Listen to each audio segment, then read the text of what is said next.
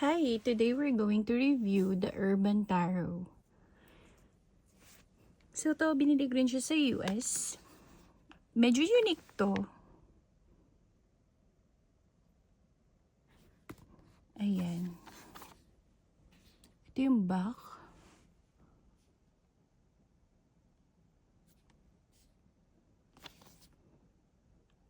By Robin Scott.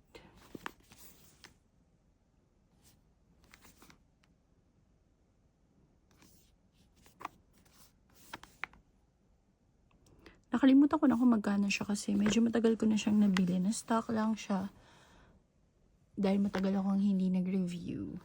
So, yun. Start na natin. Open na natin siya. Ito yung kanyang guidebook.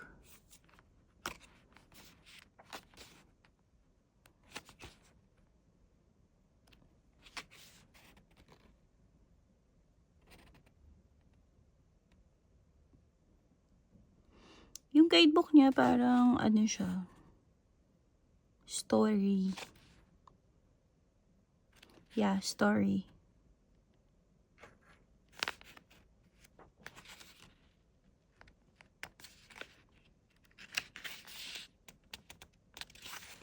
Hindi ko alam ba't nakabaliktad tong isa. The Hangman. Bago bang binaliktad sadya tong The Hangman? Siya lang naman yung nag-iisang nakabaliktad, yung The Hangman. Ayun. Wala siyang images. More on letters. Ganyan lang siya. Ayun, nag-iisa lang siyang nakabaliktad, yung The Hangman. Style yata yan eh. Yun lang yung napansin ko. Nakabaliktad yung The Hangman. Alright, ito yung kanyang guidebook. Then, proceed tayo sa card. Ito yung loob ng box. Basahin natin. You have been told that there is no magic in your city. You have been told that your world is gray, cold, and sterile. You have heard that the time of miracles have passed, that the wondrous has been forgotten.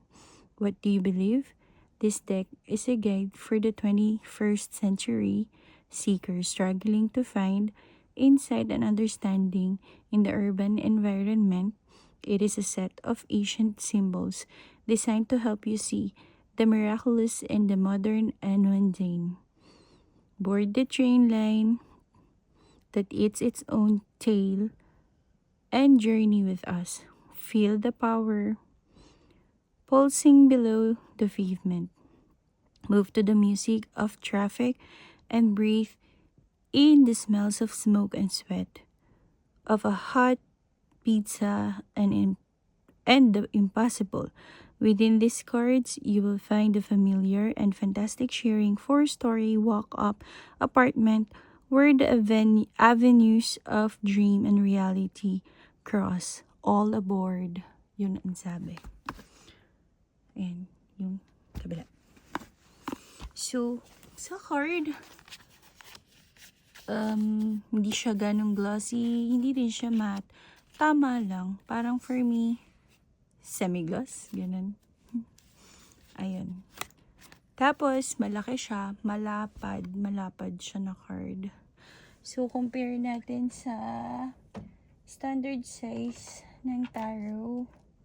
Standard size of tarot is, kuha tayo. Kuha tayo ng standard size ng tarot.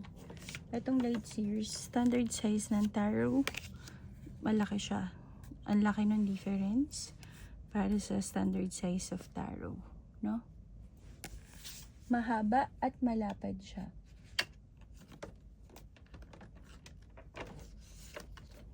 Yan.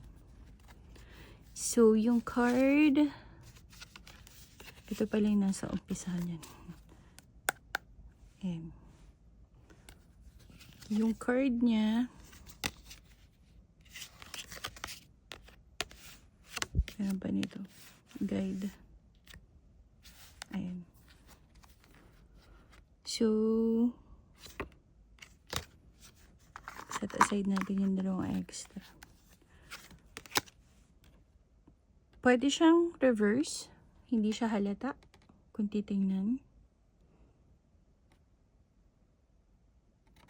Yeah, pwede siyang reverse. Quality ng card, hindi siya makapal, gaano, hindi din siya manipis. Tamang-tama lang yung quality ng card. Pag kinuwakan siya, medyo malaki siya. So, if maliit yung kamay mo, medyo mahirapan ka i-manage tong deck na to. If maliit yung kamay mo, and if you're not fun with the big cards, hindi siya para sa'yo. This one is malapad, mahaba. Okay? So, start na tayo sa flip through. Maglalagay ako ng music, then ilalagay ko siya dito. Kapag medyo mabilis, you can pause it.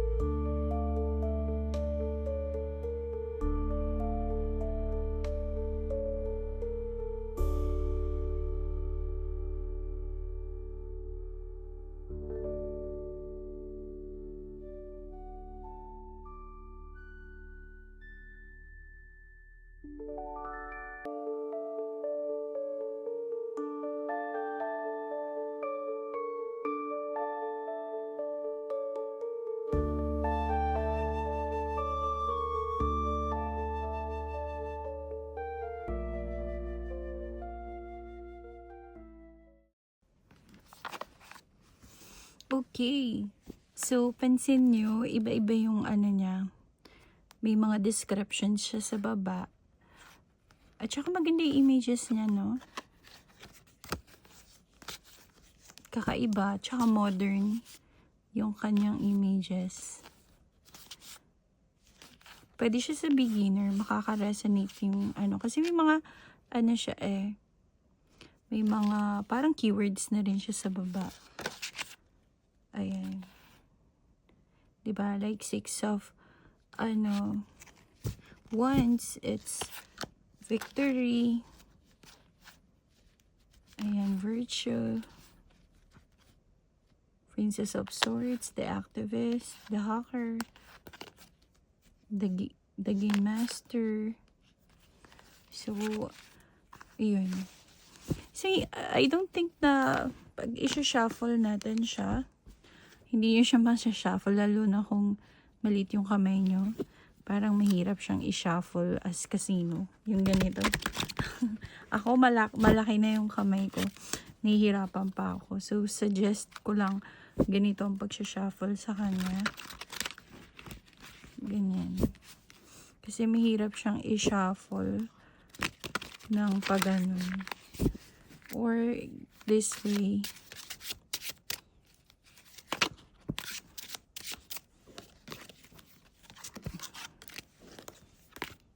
Ganyan.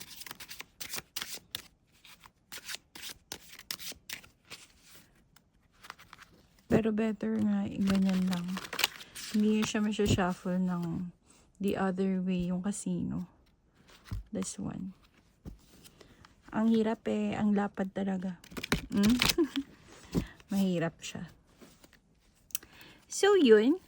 Ang ganda niya. So, kung hindi naman hindrance sa inyo ang big cards, this one is thumbs up for me. It's a big thumbs up for me.